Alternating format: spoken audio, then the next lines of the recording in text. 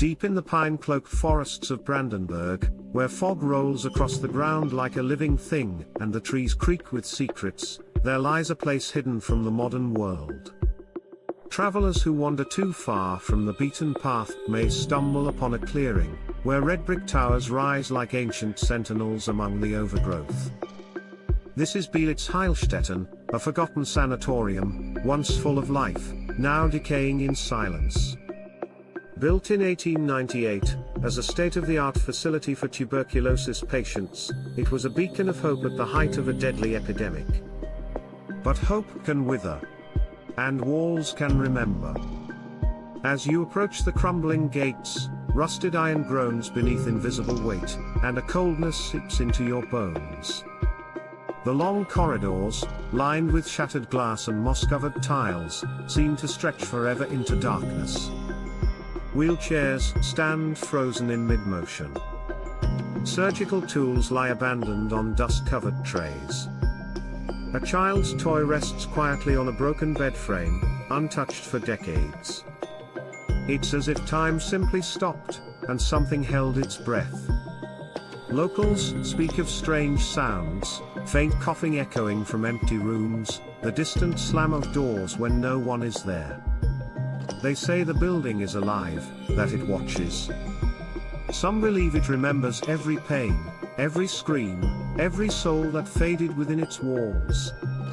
Those brave or foolish enough to enter often report a feeling of being followed, of unseen eyes watching from the shadows. The forest, too, seems to lean in, as if protecting a secret, or warning you to turn back. The deeper you go, the stronger the sensation becomes. Light grows dimmer, air heavier. Rooms appear that weren't there before. Stairs descend into pitch-black basements no map records. It's said that Beelitz-Heilstätten doesn't want to be found, until it does. And by then, it may already be too late. But Beelitz's story doesn't end with whispered coughs in the night. In fact, its darkest days were yet to come. As Europe descended into chaos during the First World War, the peaceful halls of the sanatorium transformed into something else entirely.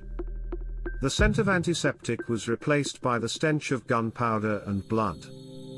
The distant moans of the sick were drowned out by the screams of soldiers torn apart by shrapnel. Beelitz was no longer just a hospital, it became a battlefield within walls. Between 1914 and 1918, the sanatorium became one of the German military's most crucial field hospitals. Day and night, wounded men arrived by the truckload, arms mangled, faces burned, lungs punctured.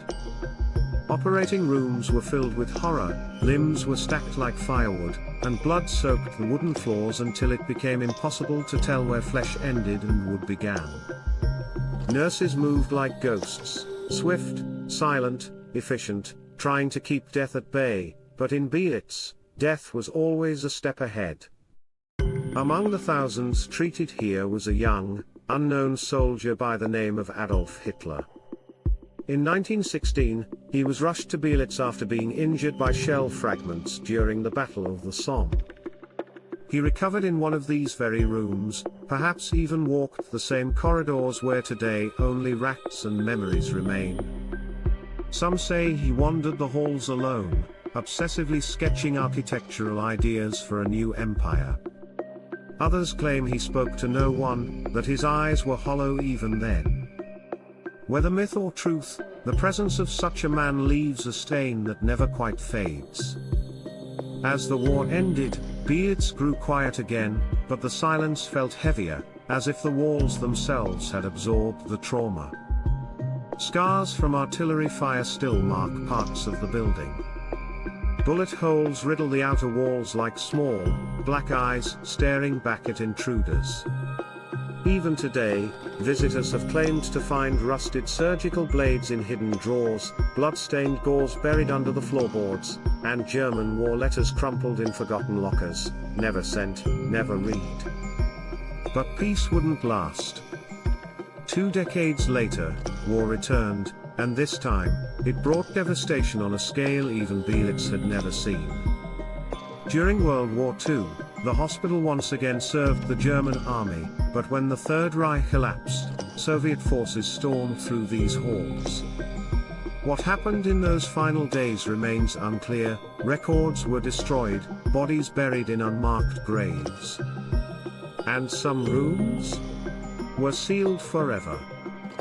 They say the footsteps of soldiers still echo here at night. Some have seen flickers of uniforms vanish around corners. Others report hearing foreign whispers, Russian, German, arguing from behind locked doors. And in one room, the same room where Hitler once lay, a cold spot never goes away. Cameras stop working there. Batteries drain instantly. As if that particular part of Beelitz refuses to be seen, or perhaps remembered? When the Red Army marched into East Germany, in the spring of 1945, they claimed more than just land, they claimed secrets. Among their most quietly seized prizes was Beelitz-Heilstätten. Once a symbol of German medical pride, the sanatorium fell into the hands of the Soviets like a relic plucked from the smoke of war. And just like that, it disappeared behind an iron curtain, sealed away from the outside world for nearly 5 decades. For almost 50 years, Beelitz became a Soviet military hospital, and what happened behind its walls during that time is still shrouded in unsettling mystery. Official records are scarce, heavily redacted, or missing entirely. Locals were forbidden from approaching the area. Armed guards patrolled its perimeter. It was whispered that Beelitz wasn't just treating wounds anymore, it was experimenting. Some even believe the Soviets used its isolation for darker purposes, psychological testing, classified surgeries, or even interrogation of defectors in rooms where no one could hear them scream. Inside, the hospital changed. The grand arched windows were covered. New wings were built, narrow, concrete hallways that led to windowless rooms. Entire basement levels were repurposed, reinforced, and then sealed. Those who managed to sneak in years later spoke of surgical equipment left mid-use, patient files written in Cyrillic, and cold metal restraints bolted to gurneys. One room still contains a rusted electroshock machine with cables trailing like veins across the floor. Another is filled with jars, each containing murky fluids and unidentifiable remains, floating silently in the dark. As the Soviet Union began to collapse in the early 1990s, Beelitz was abruptly and permanently abandoned. Doctors, nurses, soldiers, they all left in a hurry, as if fleeing from something they couldn't control. Half-eaten meals were left on trays. Cigarettes still sat in ashtrays. Patient logs were scattered across desks as though dropped mid-sentence. It was as if time tried to continue, but the building refused. Nature wasted no time reclaiming the space. Ivy broke through windows, water flooded lower levels, and mold painted the walls with patterns that resemble faces. But the strangest thing wasn't what was added, it was what remained untouched. In some rooms, surgical masks are still laid out in perfect rows. A red light still flickers weakly in an old operating theater, powered by something unknown. And in the morgue, metal drawers slam shut on their own, though no one has entered for decades. Those who visit today often report strange phenomena, sudden nausea, extreme dizziness, and the feeling of being watched from behind two-way mirrors that were never supposed to be there. Some claim to hear voices, not German, not Russian, but something older. Something buried too deep for language. It's said that Beelitz holds on to what it was forced to witness. And what the Soviets left behind wasn't just rust and rubble, it was silence. A silence too loud to ignore. Beelitz-Heilstätten may have been abandoned by doctors and soldiers, but it was never truly empty. In the years that followed its sudden closure, the silence of its halls began calling to a new kind of visitor, those who chase ghosts, those who seek forgotten ruins, and those who simply cannot resist the allure of darkness. Urban explorers, often called urbexers, were among the first to enter. Climbing through broken windows and slipping past rusted fences, they documented the decay with trembling hands and wide eyes. What they found was more than mold and peeling paint. It was a time capsule, surgical rooms frozen in place, corridors lined with rusted wheelchairs, entire wings untouched since the early 90s. Every step felt like a trespass not just on property, but on memory. Some said the building breathed around them. Cameras malfunctioned. Footsteps echoed where no one stood. And always, the feeling of being followed. Then came the ghost hunters. Drawn by stories of unexplained cold spots, disembodied whispers, and shadowy figures glimpsed in the periphery, paranormal investigators began to descend on Beelitz. Many brought thermal imaging cameras, EMF detectors, EVP recorders. They came looking for the dead, but some found something much worse, a presence that didn't want to be seen, but refused to let them leave without knowing it was there. Entire teams reported the same patterns: equipment failure, drained batteries, nausea, headaches, time distortion.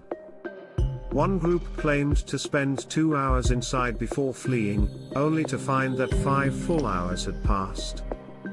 And then, tragedy. In 2008, the legend of Beelitz turned darker. A photographer lured a young model into the hospital under the guise of a photo shoot.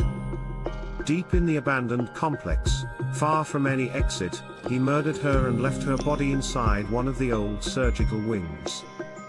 When authorities found her days later, the silence was thicker than ever.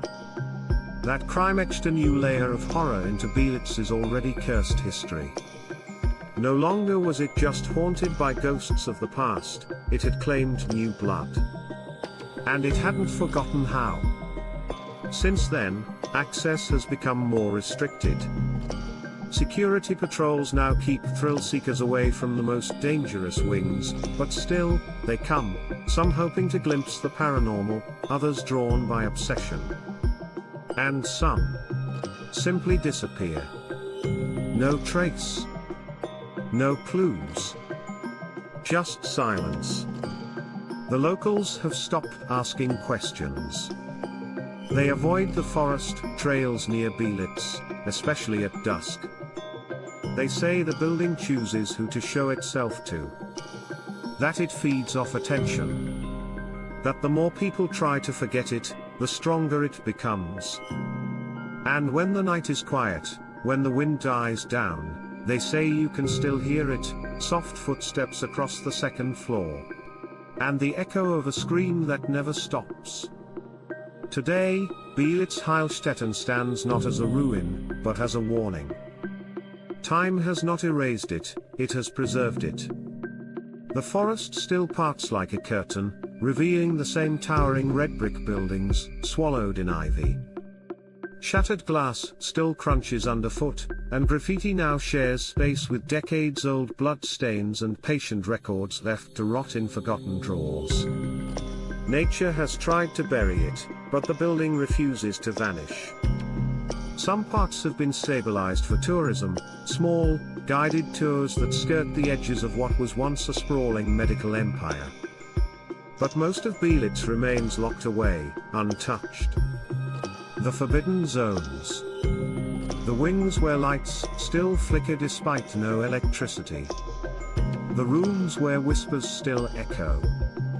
Visitors speak of a heavy presence, like the building itself is breathing, listening, remembering. In one hallway, a row of rusted beds sits under broken skylights. In another, a surgical light swings slowly, though no wind blows.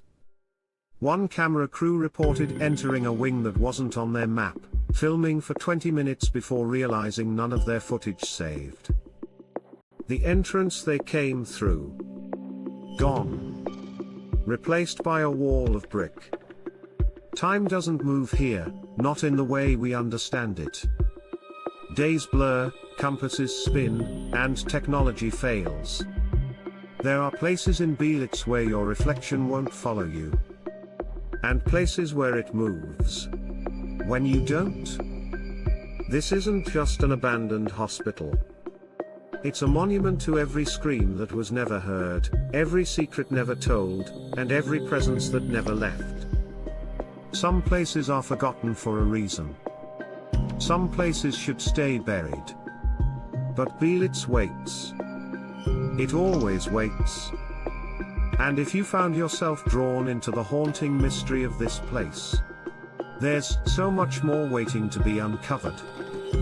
Subscribe for more chilling explorations from abandoned Earth, where we bring you to the edge of what was left behind, and what should have never been found.